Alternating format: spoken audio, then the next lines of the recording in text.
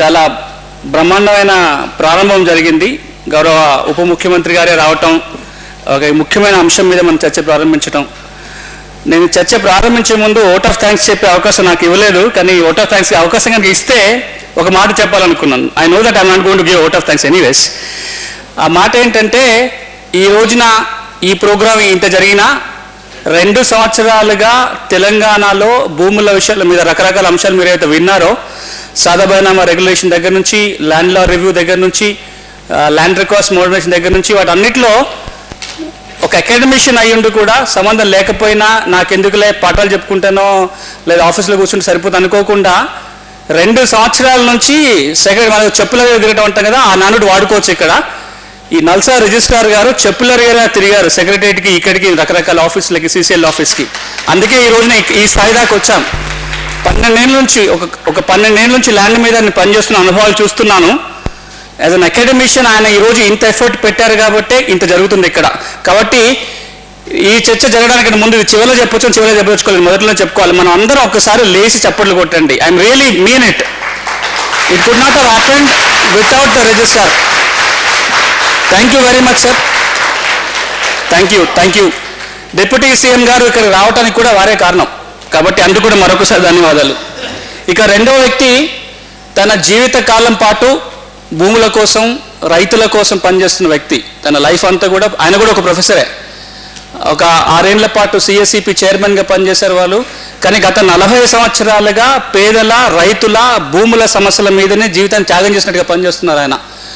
CSCP మద్దతు ధర నుంచి పోల్చుకుంటే ల్యాండ్ రిఫార్మ్స్ కమిషన్ రావటం కానీ, తర్వాత పేద కుటుంబాలకి ఇంటి స్థలాలు కొనుక్కోవడానికి ఐఏఐ పాలసీలో చేంజెస్ రావటం కానీ, ల్యాండ్ మీద దేశ స్థాయిలో ఏవైతే మార్పులు వస్తున్నాయో దాంట్లో కీలకంగా పనిచేస్తున్న వారు డాక్టర్ టి హక్. ఈరోజు మన మధ్యలో ఉండటం చాలా సంతోషం. వారికి కూడా మనం మళ్ళొక్కసారి లేవటంలో తప్పులేదు పెద్దవారి కోసం.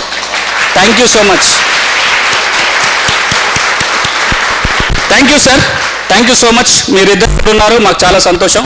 ఇక ఈరోజు చర్చల అంశానికి వచ్చినట్టు చర్చించుకోవడానికి సమావేశమైనాం. పూర్వపర అంటే చట్టం, పాత చట్టం, కాసేపు పక్కన పెట్టి అసలు రైతులకున్న సమస్య ఏంటి, కౌలు రైతుకున్న సమస్య ఏంటి, భూమి కౌలుకి ఇచ్చే వాళ్ళ సమస్య ఏంటి, పాత చట్టంలో ఏముంది, కొత్త చట్టంలో ఏం కావాలి అనేది మనం ఒక 10 నిమిషాల పాటు చర్చించుకున్న తర్వాత ఆ భోజన సమయానికి ఆ టైం వరకు చర్చ సరిపోతుంది. భోజనం తర్వాత బాలకృష్ణారెడ్డి గారు, తర్వాత ప్రియా అయ్యంగార్ గారు మోడరేట్ చేస్తారు. చట్టంలో ఎలాంటి మార్పులు వస్తాయో, ఎట్లా చేసుకోవాలి, సెక్షన్స్ ఏమి ఉండాలి, ఏ మార్పులు చేసుకోవాలో లంచ్ తర్వాత వారిద్దరి ఆధ్వర్యంలో చర్చించుకుందాము. కౌలు విషయానికి వచ్చినట్లయితే, ఉదయం నేను చెప్పినట్లుగా కౌలుదారుడు భూమి సాగు చేసుకుంటున్నట్టుగా ఎక్కడైనా ఒక రికార్డులో వస్తే తప్ప రైతుగా తను పొందాల్సిన మేలు ఏవి ఎక్కడి నుంచి రావు. అంటే నేను బ్యాంకుకి వెళ్ళి రుణం అడిగితే నీ దగ్గర పాస్ పుస్తకం ఉందా, టైటిల్ డీడ్ ఉందా, లేదా కౌలు తీసుకుంటే కౌలు కాగితం ఏమైనా రిజిస్ట్రేషన్ చేయించుకున్నావా, ఏదో ఒక కాగితం కావాలా. లేదా పంట నష్టపోయినప్పుడు ప్రభుత్వం నుంచి పంట నష్టపరిహారం పొందాలన్నా నేను సాగు చేసుకుంటున్నట్టుగా నాకు ఎక్కడన్నా ఆధారం ఉండాలి. నేను ప్రభుత్వం నుంచి సబ్సిడీ ఎరువులో, విత్తనాలు పొందాలన్నా నాకు ఆధారం ఉండాలి. నేను క్రాప్ ఇన్సూరెన్స్ చేసుకోవాలన్నా కౌలు రైతుగా నాకు ఒక ఐడెంటిటీ ఉండాలి. ఈ రోజున్న పరిస్థితి ఏంటంటే, దేశవ్యాప్తంగా కూడా ఎక్కడ కూడా కౌలు కాగితాల మీద జరగటం లేదు. It's all informal. నోటి మాట మీదనో లేకపోతే అప్పుడప్పుడు కాగితాలు రాసుకుంటాం, కానీ కౌలు కాగితం భూ యజమాని జేబులో ఉంటుంది. కౌలుదారికి ఎవరు కౌలు కాగితం రాసేవారు. చాలా రేరు సందర్భాల్లో మాత్రమే కౌలు కాగితాలు రాసివ్వడం జరుగుతుంది. ఎందుకు వచ్చింది ఈ పరిస్థితి? మీరు తెలంగాణ కౌలు చట్టం చూసినట్లయితే, తెలంగాణ కౌలు చట్టం ఏం చెప్తుంది? తెలంగాణ ప్రాంతంలో భూములు కౌలుకి ఇవ్వటానికి వీలు లేదు. ఇది వినడానికి ఆశ్చర్యంగా అనిపించవచ్చు, కానీ కౌలు చట్ట ప్రకారము తెలంగాణ ప్రాంతంలో ఎవరు కానీ భూములు కౌలుకు ఇవ్వడానికి అవకాశం లేదు. ఎందుకు? దున్నేవాడికే భూమి నినాదం. మీకు భూమి ఉన్నట్లయితే మీరైనా దున్నుకోండి. మీకు దున్నుకునే స్తోమత లేకపోతే, దున్నుకోవడం ఇష్టం లేకపోయినా, ఏ కారణాలు చేసుకోలేకపోతే భూముల్ని అమ్మేసుకోండి, దున్నేవాడే భూమి చేసుకుంటాడు అనే ఉద్దేశంతో తెలంగాణ ప్రాంతంలో 1950లో తెలంగాణ రైతాంగ సాయుధ పోరాటం తర్వాత వచ్చిన ఏదైతే కౌలు చట్టం ఉంటుందో, కౌలుకు ఇవ్వడానికి వీలు లేదని ఒక కండిషన్ పెట్టడం జరిగింది. ఉద్దేశం ఏంటంటే కౌలుదారు భూ యజమాని అవుతాడని ఒక ఉద్దేశంతో. రెండవది ఏమన్నారంటే, కొంతమందికి ఎక్సెప్షన్ క్రియేట్ చేశారంటే, ఎవ్వరూ కౌలుకి ఇవ్వద్దు, కానీ కొన్ని వర్గాలకు చెందిన వాళ్ళు మాత్రం కౌలుకి ఇవ్వడానికి ఒక వెసులుబాటు కల్పించారు. అదే డాక్టర్ హక్కు గారు వారు మాట్లాడుతూ చెప్పారు, తెలంగాణ ప్రాంతంలో మహిళలు కానీ, మిలిటరీలో పనిచేస్తున్న వ్యక్తులు కానీ, వికలాంగులు ఎవరైతే ఉంటారో వాళ్ళ భూ యజమానులై ఉండి కూడా కౌలుకి ఇవ్వడానికి అవకాశం కల్పించారు. వీళ్ళు తప్ప ఇంకెవరూ భూమి కౌలుకి ఇవ్వడానికి వీలు లేదు. అదే మనం ఆంధ్ర రాష్ట్రంలో, అప్పటి ఆంధ్ర ప్రాంతం ఇప్పటి సపరేట్ ఆంధ్రప్రదేశ్ రాష్ట్రంలో తీసుకున్నట్లయితే కౌలుకి ఇచ్చుకోవచ్చు, కానీ కౌలుకి ఇవ్వాలంటే కొన్ని కండిషన్స్ పెట్టారు. ఏంటి ఆ కండిషన్స్ అంటే, మీరు భూమి కౌలుకి ఇస్తే 6 ఏళ్ల కోసమే కౌలుకి ఇవ్వాలి. 1 సంవత్సరం 2 సంవత్సరాలు ఇస్తే కుదరదు. ఒకసారి కౌలుకి ఇస్తున్నాం అంటే కనీసం 6 ఏళ్ల కాలానికి కౌలుకి ఇవ్వాలి. కౌలు ఎప్పుడు కాగితం మీదే ఉండాలి, ఆ కాగితాన్ని రిజిస్టర్ చేసుకోవాలా. మీరు ఏదైతే కౌలు కానీ పాలు కానీ ఇస్తారో, భూమి ఏదో పంట పండిస్తారో ఆ పంటలో 1/3 వంతు మించకుండానే మీరు కౌలు తీసుకోవాలి. అంతకంటే ఎక్కువ కౌలు తీసుకోవడానికి వెళ్ళలేదు. ఒక్క మాటలో చెప్పాలి అంటే, కౌలుకి ఇచ్చినట్లయితే ఎంత కౌలు తీసుకోవాలి, ఎంత కాలానికి ఇవ్వాలి, ఏ విధంగా కౌలు కాగితం రాసుకోవాలి, ఇవన్నీ కూడా చట్టమే నిర్ధారణ చేసి పెట్టింది. Law already decided the format of contract and how to do it. ఇవన్నీ నిర్ధారణ అయిపోయింది. దీనివల్ల ఏమైంది అది కూడా డాక్టర్ హక్కు గారు వారి ఉపన్యాసంలో చెప్పారు. మీరు ఒక ఇంటి యజమాని, 2కో 3కో మీ ఇల్లు కిరాయికి ఇచ్చారు. మీకు ప్రభుత్వం ఈ ఇంట్లో కిరాయికి తీసుకున్న వాళ్ళని హక్కులను ప్రొటెక్ట్ చేయడానికి ఒక చట్టం తెస్తుంది అనిపిస్తే మీరు ముందేం చేస్తారు? ఫస్ట్ ఇంట్లోకి వెళ్ళి ఖాళీ చేపిస్తారు. ఎందుకంటే ఏమో చట్టం ఏమొస్తుందో ఏమో, వాళ్ళ ఇంట్లో కిరాయికున్నోడికి ఇల్లు రాసిస్తుందేమో చట్టం, ముందైతే తొలగించేద్దాంలే భూమిలోకి వెళ్ళి అనే భయం. ఆ పాత కౌలు చట్టం వచ్చినప్పుడు కూడా పెద్దలు డాక్టర్ హక్కు చెప్పింది ఏంటంటే, అప్పటికే దేశం మొత్తంలో 33% భూమి కౌలుదారుల చేతిలో ఉంది. అంటే కౌలుదారులు దున్నుకుంటున్నారు ఆ భూమిని. ఎప్పుడైతే కౌలు చట్టాలు వచ్చాయో 37% ఉంటే, 37% భూమి కౌలుదారుల చేతిలో ఉంటే, కౌలు చట్టం వచ్చిన 1 సంవత్సరం 2 సంవత్సరాలలో దాదాపుగా 33% భూమి నుంచి కౌలుదారులను తొలగించేశారు. అంటే ఒక్క 4% భూమి మాత్రమే చివరికి కౌలుదారుల చేతులు మిగిలింది. ఎందుకు? కౌలు చట్టం వస్తుంది, కౌలుదారులకు రక్షణ కల్పిస్తున్నారు, భూములు ఎక్కడైనా పోతాయేమో, హక్కులు పోతాయేమో అని మొత్తం తొలగించడం జరిగింది.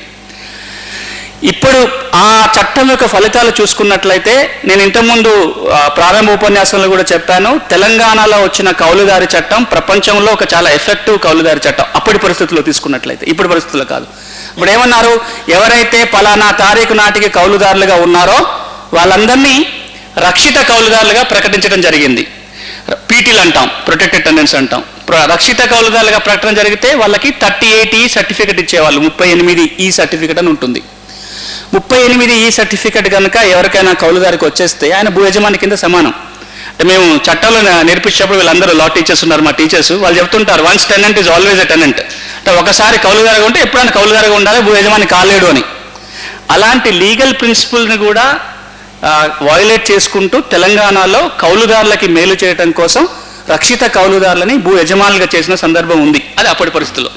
కానీ ఈ చట్టాలన్నీ ఉండటం వల్ల ఏమైపోయింది, ఎవరైతే భూమి కౌలుకిస్తున్నారో భూ యజమానులు, ఒకటి కౌలుకి ఇవ్వాలంటే భూములు పోతాయనే ఒక భయం ఏర్పడింది. రెండోది, పాత కౌలు చట్టాల్లో ఉండటం వల్ల లిటిగేషన్ కూడా అయింది, ఎవరైతే కౌలుదారుగా వెళ్ళటము, దాని మీద హక్కుల కోసం ప్రయత్నం చేయటం. మూడో సమస్య ఏమైందంటే, భూమి రికార్డులు సరిగా లేకపోవటం వల్ల ఎవరైనా కౌలుదారుగా భూమి తీసుకున్న తర్వాత ఆ రికార్డులో ఏదో మ్యానిపులేషన్ చేయటం, ఆయన ఉండటమే కౌలుదారుగా ఉంటాడు, మెల్లమెల్లగా పట్టాదారుగా పేరు రాయించేసుకోవటం, పట్టాలు పొందటం, ఇలాంటి అన్నీ జరగటం వల్ల ఈ రోజున తెలంగాణ రాష్ట్రంలో ఉన్న పరిస్థితి ఏంటంటే, దాదాపుగా తెలంగాణలో ఉన్న 14% భూమి కౌలుదారుల చేతిలో ఉంది, కౌలు చేసుకుంటున్నారు. అది అధికారిక లెక్కల ప్రకారం, NSSO డేటా ప్రకారం. కానీ నిజంగా చూసినట్లయితే దాదాపు ఒక 30 నుంచి 40% తెలంగాణ రాష్ట్రంలో భూమి కౌలు కిందనే ఉంటుంది. 30-40% మంది రైతులు కౌలు రైతుగా ఉంటారనేది మిగతా అంచనా, సివిల్ సొసైటీ వాళ్ళు వేసే అంచనా, కానీ మిగతా అది అనధికారిక అంచనాలు. ఈ 30% మంది కౌలు రైతుకి ఉన్న ముఖ్యమైన సమస్య బ్యాంకు రుణాలు రాకపోవటము, మిగతా పొందకపోవటం. ఈ సమస్యను తీర్చడం కోసమే మనకు ఉమ్మడి రాష్ట్రంలో ఒక చట్టాన్ని చేసుకున్నాం, చెప్పినట్టుగా LEC చట్టం అని, ల్యాండ్ లైసెన్స్డ్ కల్టివేటర్ యాక్ట్ అని చేసుకున్నాము. అందులో ఏం చెప్పాము, కౌలుదారులకి గుర్తింపు కార్డులు ఇవ్వాలి అని చట్టం చేసుకున్నాం. ప్రతి సంవత్సరం కౌలుదారులు దరఖాస్తు చేసుకోవాలి, గ్రామ సభలో విచారణ జరగాలి, మీరు భూమి కౌలు చేసుకున్నట్టుగా తేలినట్లయితే మీకు గుర్తింపు కార్డు ఇస్తారు. గుర్తింపు కార్డు ఇస్తే మీరు బ్యాంకు పోయి లోన్ తెచ్చుకోవచ్చు, విత్తనాలు తెచ్చుకోవచ్చు, లేకపోతే పంట నష్టం జరిగినప్పుడు నష్టపరిహారం తెచ్చుకోవచ్చు అని చెప్పాం. కారణాలకు మళ్ళీ ఇంకా వెళ్ళదలుచుకోలేదు, ఎందుకంటే పొద్దున కూడా మాట్లాడుకున్నాం, తెలుగులో చెప్పాలి కాబట్టి మళ్ళీ కొన్ని రిపీట్ చేస్తున్నాను నేను, అంతకంటే ఏం లేదు. ఆ కార్డు వచ్చింది కానీ చాలామంది కార్డు వచ్చినా చాలామందికి రుణాలు రాలేదు. ఇక రుణాలు రావట్లేదు, ఇంకేమి రావటం లేదు కాబట్టి కార్డు ఎందుకని చాలామంది అప్లై చేయడమే మానేశారు. ఇంకొక సమస్య ఏంటంటే భూ యజమానిలో కండిషన్ పెట్టారు, నీకు భూమి కావాలా కార్డు కావాలా, భూమి ఉంటే కార్డు ఉండదు, కార్డు కావాలంటే భూమి ఇవ్వం, భయం ఉన్నాయి కాబట్టి. సో అట్లా చాలామంది అప్లై చేయటం మానేశారు. తర్వాత ఇంకా ఆ చట్టంలో ఇంకొకటి ఏం చేశారంటే, పాత కౌలు చట్టం గురించి ఎక్కడ ప్రస్తావన దాంట్లో ఉండదు. అసలు కౌలు అనే మాటనే వాడలేదు ఈ చట్టంలో, వాడకుండా లైసెన్స్డ్ కల్టివేషన్ అన్నాం. అంటే ఇది కౌలు కాదు, ఇది అనుమతితో వేరే వారి భూమిని సాగు చేసుకోవటం మాత్రమే అని. అంటే ఏంటి, పాత చట్టాలు ఏవైతే భయాలు ఉన్నాయో అవి కంటిన్యూ అవుతూనే వస్తున్నాయి. దానివలన చాలా సదుద్దేశంతో చేసిన చట్టమైనా సరే అనుకున్న ఫలితాలు సాధించలేకపోయింది. ఇది బ్యాక్గ్రౌండ్. ఇవన్నీ మనం పొద్దున రకరకాల రూపంలో పెద్దలు డాక్టర్ హక్కు గారు మాట్లాడారు, నేను మాట్లాడినప్పుడు కొన్ని అంశాలు చెప్పాను. ఈ బ్యాక్గ్రౌండ్లో నీతి ఆయోగ్ రూపొందించిన కౌలు చట్టం ఏంటి అది మాత్రం చర్చిస్తా, అది నా ఉద్దేశం ఇప్పుడు మాట్లాడడానికి. నీతి ఆయోగ్ మోడల్ చట్టంలో ఏముంది అని మీరు ఇప్పుడు మాట్లాడిన తర్వాత మనం లంచ్ తర్వాత సమావేశం అయినప్పుడు దాన్ని దృష్టిలో పెట్టుకొని తెలంగాణ కౌలు చట్టంలో ఏ మార్పులు కావాలి అది మనం లంచ్ తర్వాత చర్చించుకుందాం. ఈ మోడల్ చట్టం ఏదైతే ఉందో, మోడల్ చట్టం చేసే 3-4 పనులు చెప్తాను దీంట్లో ఏమున్నాయో ముఖ్యమైన అంశాలు. ఒక ముఖ్యమైన అంశం ఏంటంటే, ఈ మోడల్ చట్టం ఏదైతే కేంద్ర ప్రభుత్వం నీతి ఆయోగ్ వాళ్ళు రూపొందించారో అది గనక ఏ రాష్ట్రమైనా చట్టంగా రూపొందించుకుంటే, చట్టంగా రూపొందించుకున్న రోజు నుంచి కౌలుకు ఇవ్వటము కౌలుకు తీసుకోవటం చట్టబద్ధత అవుతుంది. It is legal to lease in or lease out agriculture land from the date of enacting a legislation in the respective states. ఇది చాలా ఒక బ్రహ్మాండమైన చర్య. ఎందుకంటే దేశవ్యాప్తంగా తెలంగాణతో పాటుగా చాలా రాష్ట్రాలలో కౌలుకు ఇవ్వటం తప్పు, ఇవ్వకూడదు, ఇల్లీగల్ కూడా. అయినా కానీ కౌలు జరుగుతుంది. అలాంటి ఇల్లీగల్ యాక్టివిటీ ఏదైతే ఉందో ఇప్పుడు లీగల్ అవుతుంది ఒకటి. రెండోది, కౌలు అంటే చాలా మందికి ఇది ఆశ్చర్యకరంగా ఉంటుంది. కౌలు మామూలుగా జరుగుతుంది కదా ఊళ్ళల్లో, పంట సాగుగా అంటే దాన్ని ఏమంటాం మనం, పాలు కన్నా ఇచ్చుకుంటున్నాం, కౌలు కన్నా ఇచ్చుకుంటున్నాం, మామూలుగా జరిగిపోతున్నదే. కానీ ఆ మామూలుగా జరిగిపోతున్న విషయం చట్టం దృష్టిలో కరెక్ట్ కాదు, ఇల్లీగల్, ఇవ్వకూడదు. కానీ మన చట్టం దాని విషయంలో పాటించట్లేదు, ఎవరు అమలు చేయటం లేదు, పాటించట్లేదు, అది వేరే విషయం. కానీ ఈ రోజున ఉన్న తెలంగాణ కౌలు చట్ట ప్రకారము నేను చెప్పిన మహిళలు, డిసేబుల్డ్ పీపుల్, మిలిటరీలో పనిచేసుకున్న వాళ్ళు తప్ప మిగతా వాళ్ళు భూములు కౌలుకి ఇవ్వటము చెల్లదు. ఈ కొత్త చట్టం ఏమంటుందంటే అలాంటిది ఏముండదు, ప్రాస్పెక్టివ్గా కౌలుకి ఇవ్వటము తీసుకోవడం చట్టబద్ధత ఉంటుంది ఒకటి. రెండోది, పాత కౌలు చట్టాల్లో మీరు ఎంత కౌలు తీసుకోవాలి, ఎంత కాలానికి కౌలుకి ఇవ్వాలి అనేది చట్టమే నిర్దేశిస్తుంది. తెలంగాణలో 5 ఏళ్ళు, ఆంధ్రాలో 6 ఏళ్ళు ఉంది. తర్వాత 1/3 ప్రొడ్యూస్ దాటకూడదు, ఇవన్నీ ఉన్నాయి. కొత్త కౌలు చట్టం ఏం చెప్తుంది అంటే అలాంటి కండిషన్స్ ఏవి చట్టం పెట్టదు. ఎంత కౌలు తీసుకోవాలి, ఎంత కాలానికి కౌలుకి ఇవ్వాలి అనేది భూ యజమాని, కౌలుదారు మీరిద్దరు కూర్చొని నిర్ణయం తీసుకోండి. చట్టంలో ఎక్కడ రెస్ట్రిక్షన్ ఉండదు. మీరు సంవత్సరానికి ఇవ్వాలనుకుంటే సంవత్సరానికి ఇవ్వండి, 3 ఏళ్ళకి ఇచ్చుకోవాలంటే 3 ఏళ్ళకి ఇచ్చుకోండి, 30 ఏళ్ళకి రాసుకోవాలనుకుంటే 30 ఏళ్ళకి కౌలు రాసుకోండి, ఎక్కడ ఇబ్బంది ఏమి ఉండదు. అది రెండో ప్రొవిజన్ ఆ చట్టంలో ఉండదు. అంటే ఎలాంటి టర్మ్స్ అండ్ కండిషన్స్ ఉండాలి అనేది చట్టం నిర్దేశించకుండా ఇప్పుడు ఏదైతే వాస్తవంగా జరుగుతుందో, వాస్తవంగా ఏం జరుగుతుంది, భూ యజమాని కౌలుదారే నిర్దేశించుకుంటాడు. కొన్నిసార్లు భూ యజమాని ఎక్కువ బలంగా ఉంటే ఆయన నిర్ణయిస్తాడు, కౌలుదారు బలంగా ఉంటే కౌలుదారు నిర్ణయం చేసుకుంటాడు. కానీ చట్టంలో ఏమంటుందంటే మీరే చేసుకోండి అని చెప్తుంది. ఇక మూడోది చాలా ముఖ్యమైనది కూడా, కౌలుదారి యొక్క హక్కులేంటి, కౌలుదారి యొక్క బాధ్యతలేంటి, భూ యజమాని యొక్క హక్కులేంటి, భూ యజమాని యొక్క బాధ్యతలేంటి అనేది చట్టంలో క్లియర్గా రాయటం జరిగింది. ఏం హక్కులు ఉంటాయి భూ యజమానికి? కౌలుకు ఎంతైతే ఒప్పుకుంటారో ఆ కౌలు ఎప్పుడైతే ఒప్పుకుంటారో ఆ పీరియడ్లో కౌలు అమౌంట్ పొందే హక్కు ఉంటుంది. భూమికి ఏ విధంగానన్నా కౌలుదారు కనుక డ్యామేజ్ చేస్తే వెంటనే భూమిని వెనక్కి తీసుకునే హక్కు ఉంటుంది. తర్వాత ఆ కౌలు ఇచ్చిన కాలంలో కూడా కావాలంటే భూమిని కుదవబెట్టుకుని అప్పు తీసుకునే హక్కు భూ యజమానికి ఉంటుంది. మనం పంట రుణం గురించి మాట్లాడట్లా, ల్యాండ్ మార్టిగేజ్ గురించి మాట్లాడుతున్నాం. మార్టిగేజ్ కనుక చేసుకోవడానికి హక్కు అతనికి ఉంటుంది. కౌలు పీరియడ్లో కూడా కావాలంటే భూమిని అమ్ముకునే హక్కు కూడా భూ యజమానికి ఉంటుంది. అంతేకాకుండా ఒక కీలకమైన హక్కు దీంట్లో కల్పించారు. ఆ హక్కుని ఎన్ష్యూర్ చేసే బాధ్యత కూడా ప్రభుత్వం మీద పెట్టారు. ఏంటి ఆ హక్కు అంటే, ఏ కాలానికైతే మనం contract రాసుకుంటామో, lease period రాసుకుంటామో, 1 year 2 years, ఆ కౌలు కాలం ముగిసిన తర్వాత ఎటువంటి ఇబ్బందులు లేకుండా భూమి తిరిగి భూ యజమానికి వచ్చేటట్టుగా పొందే హక్కు భూ యజమానికి ఉంటుంది. అలా పొందే విధంగా చేసే బాధ్యతని ప్రభుత్వం మీద కూడా పెట్టడం జరిగింది. మన ఇంగ్లీష్లో చెప్పాలంటే land will be restored back to the land owner without any encumbrances after end of the lease period. అంటే నేను 3 ఏళ్ళకి కౌలుకు రాసుకున్నాను అనుకోండి, 3 ఏళ్ళు అయిపోయిన తర్వాత భూమి తిరిగి మళ్ళీ భూ యజమానికి రావాలి కదా. ఇప్పుడున్న పరిస్థితులు ఏమవుతుంది, అటు పక్కన కావాలంటే కౌలుదారులు కోర్టులో కేసు వేసినా లేదా ఇంకేదో టెనెంట్ ట్రిబ్యునల్కి వెళ్ళినా సరే అది 6 ఏళ్ళు అయిపోతుంది, 10 ఏళ్ళు అయిపోతుంది, కొంతమంది హక్కులు క్లెయిమ్ చేసుకుంటున్నారు. ఇలాంటి భయాలు ఉన్నాయి కాబట్టి ఇప్పుడు గౌరవ ఉప ముఖ్యమంత్రి గారు కూడా చెప్తున్నారు, భూమి కౌలుకిస్తే భయం ఉంది కాబట్టి కౌలుకే ఇవ్వట్లేరని. నేను చెప్తున్న మాట కూడా కాదు, ఇంతకుముందే చెప్పారు వారు. ఎందుకు ఆ భయం ఉంటుంది అంటే, నేను కౌలు అయిపోయిన తర్వాత నా భూమి నాకు తిరిగి వస్తుందా అనేది గ్యారంటీ ఎక్కడ లేదు, మనకున్న చట్టాలలో ఉన్న గందరగోళం వల్ల. ఈ చట్టంలో ఏం చెప్తుంది అంటే, మీ భూమి కౌలు అయిపోయిన తర్వాత తిరిగి వచ్చేలాగా బాధ్యత కూడా ప్రభుత్వం తీసుకుంటుంది, తిరిగి వచ్చే రైట్ మీకు ఉంటుందని చెప్తున్నారు. ఇది భూ యజమాని వైపు నుంచి. కౌలుదారు వైపు నుంచి కనుక మనం చూసినట్లయితే ఈ చట్టంలో ఏముంది, కౌలుదారు వైపు నుంచి చూసినట్లయితే మీకు ఏదైతే కౌలు పీరియడ్ ఒప్పుకుంటారో ఆ పీరియడ్లో మిమ్మల్ని ఎవరు డిస్టర్బ్ చేయరు, మీ పొజిషన్ పీస్ఫుల్గా కంటిన్యూ చేసుకోవచ్చు. మీరు ఏదైతే కాగితాన్ని రాసుకుంటారో ఆ కాగితాన్ని పెట్టుకొని మీరు పంట రుణాలు మిగతా లబ్ధి పొందడానికి అవకాశం ఉంటుంది. పంట రుణం మీకే వస్తుంటుంది. ఆ తర్వాత ఏదైనా భూ యజమాని కనుక ఇబ్బందులు క్రియేట్ చేసినట్లయితే కాంట్రాక్ట్కు వ్యతిరేకంగా దానికి మీరు అప్రోప్రియేట్ అధికారి దగ్గరికి పోవడానికి కూడా వెసులుబాటు ఆ చట్టంలో కల్పించారు. ఇది ఇంకొక భాగం. ఇంకొక 2 ముఖ్యమైన అంశాలే మీకు ముందు చెప్తాను, తర్వాత మళ్ళీ మిగతా విషయాలు తర్వాత చర్చించుకోవచ్చు, అన్ని సెక్షన్స్కి వెళ్ళదలుచుకోలేదు. ఇంకొక ముఖ్యమైన అంశం ఈ చట్టంలో ఏంటంటే, మీరు కౌలు నోటి మాట మీద కౌలుకు తీసుకోవచ్చు లేదా కాగితం మీద రాసుకోవచ్చు. కాగితం మీద రాసుకున్న తర్వాత మీరు ఆ కాగితాన్ని కావాలి అంటే రిజిస్ట్రేషన్ చేయించుకోవచ్చు. రిజిస్ట్రేషన్కి వీలు కానప్పుడు మీరు చేసుకోలేకపోతే గ్రామం పంచాయతీలో కానీ గ్రామ విఆర్ఓ కానీ విలేజ్ రెవెన్యూ అధికారి కానీ లేదా ఇంకెవరైనా అధికారి ప్రభుత్వం చెప్పినట్లయితే ఆ అధికారి అటెస్టేషన్ కూడా చేయడానికి అవకాశం ఉంటుంది. అటెస్టేషన్ చేసినా సరిపోతుంది. అంటే ఇప్పుడు ఏమవుతుంది, ఈ చట్టంలో కౌలు నోటి మాటగా సాగుతుంది, రిజిస్టర్డ్ కాగితాల ద్వారా చేసుకోవచ్చు, అటెస్టెడ్ కాగితాల ద్వారా చేసుకోవచ్చు.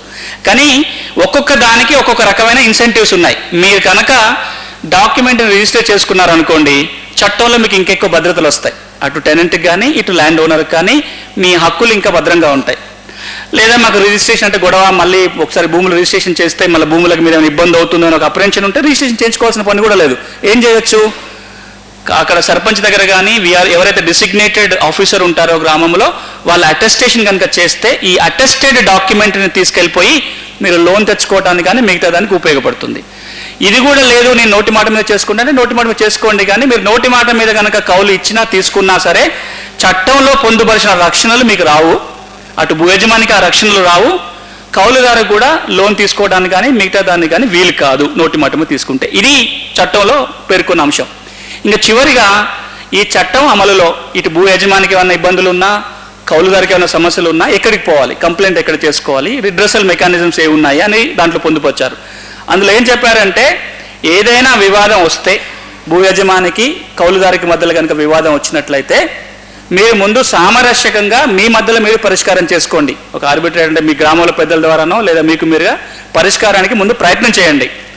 ఆ ప్రయత్నం కూడా సఫలం కాకపోతే రెవెన్యూ అధికారికి దరఖాస్తు పెట్టుకోవాలి. అది చట్టం నిర్దేశించవచ్చు, తహసీల్దార్ కావచ్చు లేదా రెవెన్యూ ఇన్స్పెక్టర్ కావచ్చు లేదా వాటెవర్ ఎవరైతే కాంపిటెంట్ అధికారి అని ప్రభుత్వం నిర్ణయిస్తుందో ఆ అధికారి దగ్గర ఒక అప్లికేషన్ పెట్టుకోవాలి.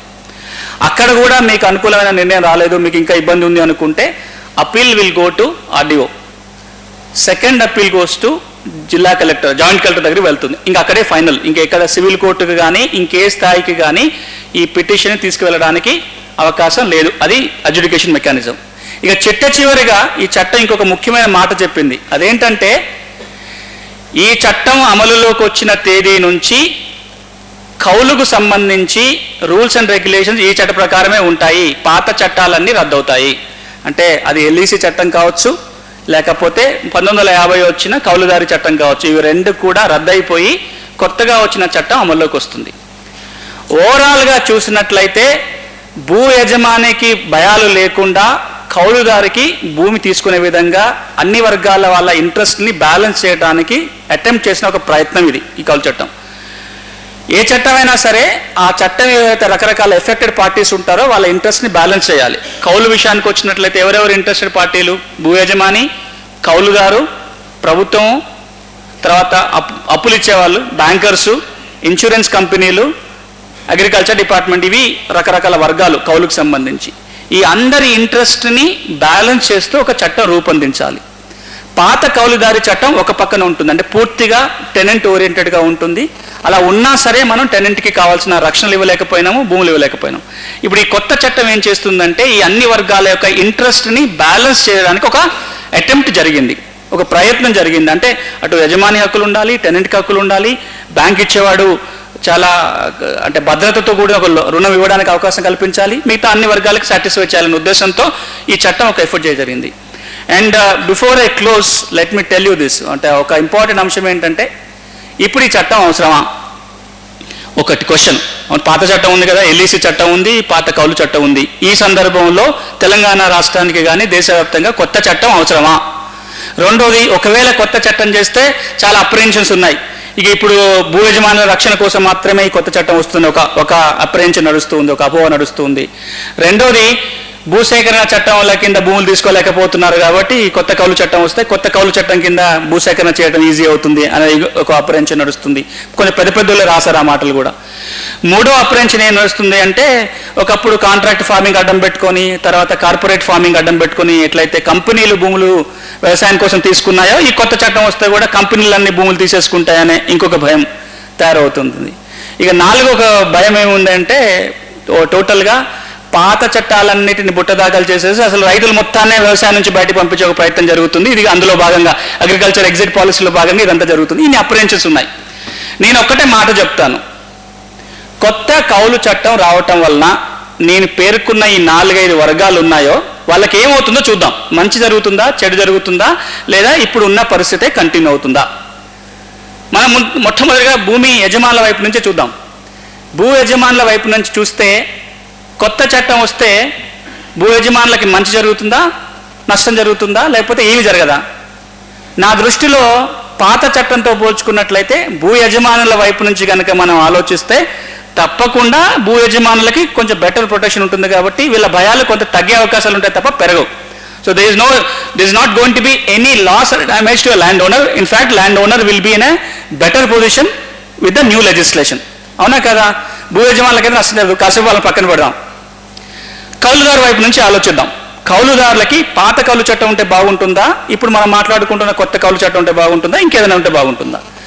లెటర్స్ ఏ కొత్త కౌలు చట్టం వచ్చింది అనుకుందాం. ఇప్పుడు మనం మాట్లాడుకున్న చట్టాన్ని మనం తెలంగాణ రాష్ట్రం చేసుకుందాం అనుకుందాం. ఇప్పుడు కౌలుదారుల పరిస్థితి మెరుగవుతుందా, ఇంకా వరస్ట్గా తయారవుతుందా? ఒకటి మాత్రం చెప్పగలుగుతాము, కనీసం కౌలుదారికి ఒక ఐడెంటిటీ వచ్చే అవకాశం ఉంది. ఎల్ఈసి చట్టం ఏదైతే ఒక ప్రయత్నం చేస్తే ఒక ఐడెంటిటీ క్రియేట్ అయిందో కౌలుదారికి కూడా కొంత ఐడెంటిటీ వచ్చే అవకాశం ఉంటుంది, ఒక కాగితం వచ్చే అవకాశం ఉంటుంది. రెండవ అవకాశం ఏముంటుంది అంటే బ్యాంకర్లు కనుక ఈ కాగితాన్ని యాక్సెప్ట్ చేయడం మొదలు పెడితే కొంత పంట రుణాలు ఎక్కువగా వచ్చే అవకాశాలు కూడా పెరుగుతాయి. దీనికి అన్నిటికంటే ముఖ్యంగా భూ యజమానులలో కనుక భయాలు తగ్గితే కౌలుదారు ఎక్కువ కాలానికి కాగితం మీద కౌలుకు తీసుకునే అవకాశాలు కూడా పెరుగుతాయి డెఫినెట్గా. దేర్ ఈజ్ నో డౌట్ అన్నట్టు. ఇక దీనికంటే ఇంకొక యాంగిల్ మనం చూడాలి. ఇంకొక యాంగిల్ ఏంటంటే ఈ దేశంలో భూమి లేని వాళ్ళ పరిస్థితి. భూమి లేని వాళ్ళకి కొత్త కౌలు చట్టం వల్ల ఏమైనా మేలు జరుగుతుందా? తెలంగాణ రాష్ట్రంలో 56% గ్రామీణ కుటుంబాలకి భూమి లేదు. దేశవ్యాప్తంగా 53% గ్రామీణ కుటుంబాలకి భూమి లేదు. అదే పక్కనున్న ఆంధ్రప్రదేశ్ రాష్ట్రంలో చూసినట్లయితే 76% గ్రామీణ కుటుంబాలకి భూమి లేదు. భూమి లేని కుటుంబాలకు భూములు ఇవ్వాలంటే ఇప్పుడున్న అవకాశాలు ఏంటి?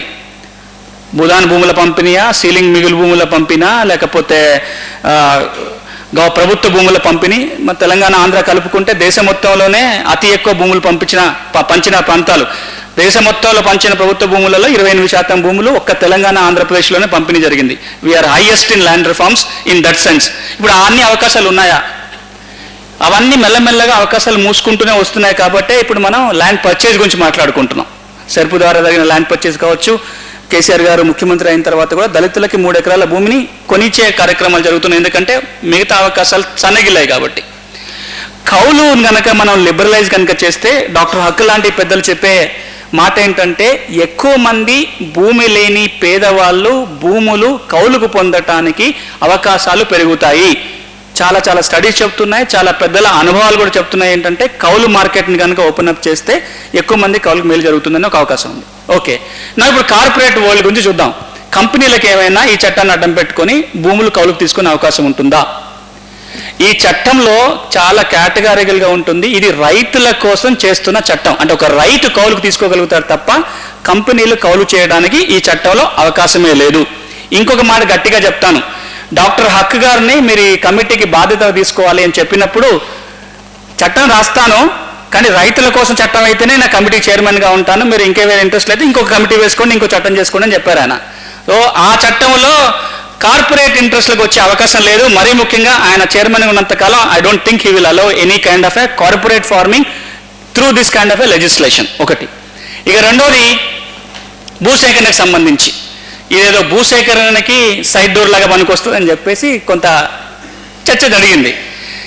ఇక్కడ రైతులు మాత్రమే భూములు కౌలుకు తీసుకునే ఒక అవకాశం ఉన్న తర్వాత ప్రభుత్వం కానీ ప్రైవేట్ కంపెనీలు కానీ వ్యవసాయం కోసమే కౌలుకు, రైతులు మాత్రమే కౌలుకు తీసుకునే ఒక చట్టంలో ఇండస్ట్రీ అవసరాల కోసం వేరే వేరే వర్గాలు ఈ చట్టాన్ని ఉపయోగించుకొని భూములు కౌలుకు తీసుకునే అవకాశం లేదు. For 2 reasons. 1, the person who has to lease in land has to be only farmer.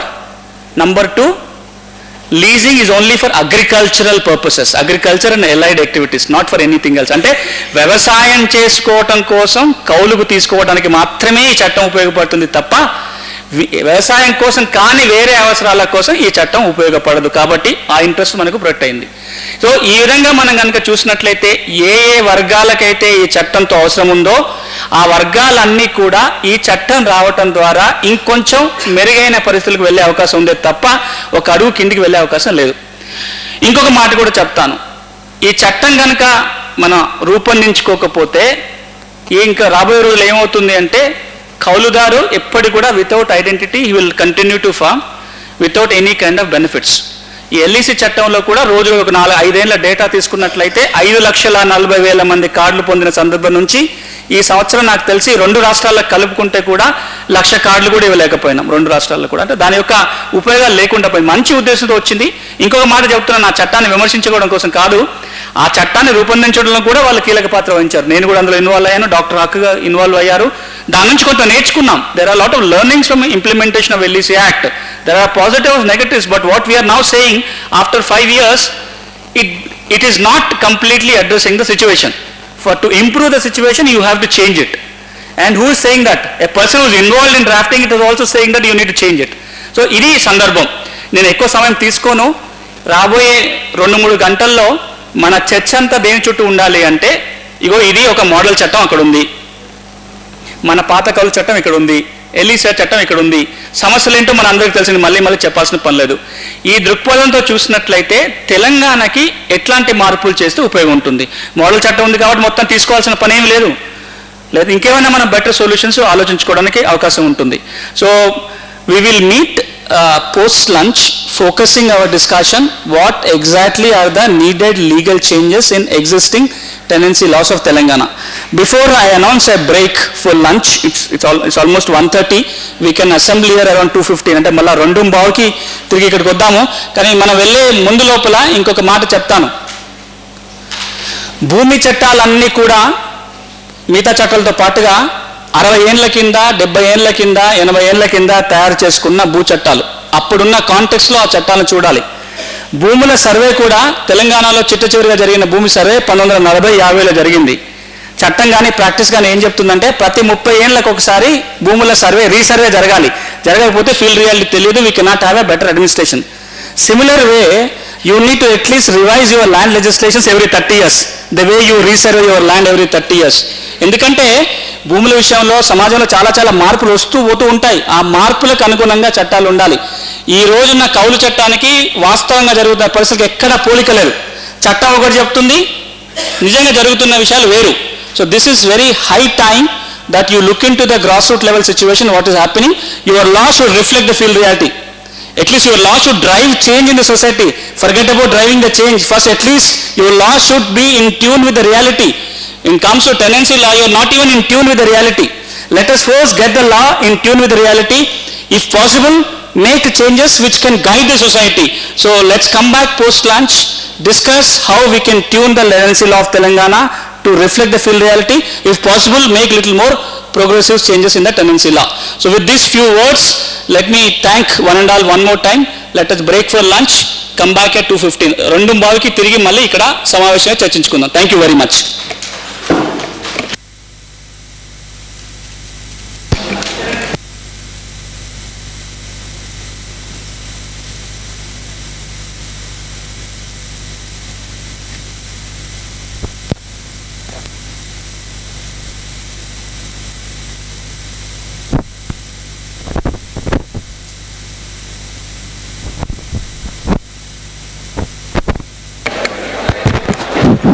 Hello sir, మీ అందరికీ లంచ్ మెస్లోనే అండి, అటు నుంచే వెళ్ళండి. అందరూ మెస్ ఇటు నుంచి వెళ్ళండి, బయట మీకు డైరెక్షన్స్ చూపిస్తూ ఉంటారు. హలో మన వాయిస్